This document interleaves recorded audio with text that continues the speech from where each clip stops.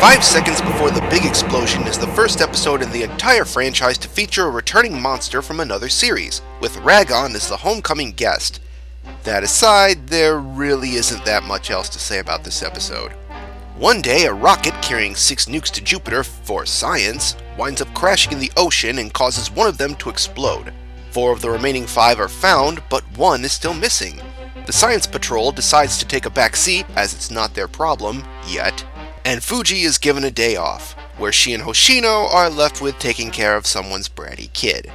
Soon enough, the whereabouts of the last bomb and the after effects of the first one's explosion is discovered simultaneously when a giant Ragon appears and causes havoc, thus leaving it up to the Science Patrol to deal with the giant sea monkey.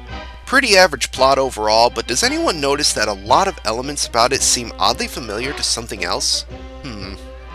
Well, while we think about that, characterization is unfortunately relegated to Michiko, who, as stated before, just comes off as a brat, as all she does is either demand food or criticize people, until Ragon starts attacking, to which she becomes a damsel in distress, which for that is a little better, I guess, given her age.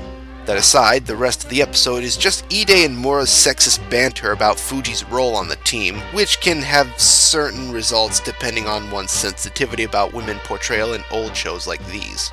Effects are also pretty average for the most part, but like someone else Ragon reminds me of, his attack on a ship reminds me of someone else as well. Anyone noticing a trend here?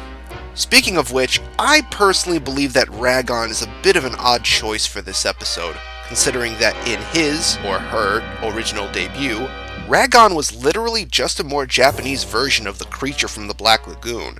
He doesn't really seem to be giant monster material, and I think another monster could have been chosen, or at the very least just disguise a monster from Ultra Q and call it new, since the franchise will later be known for doing that.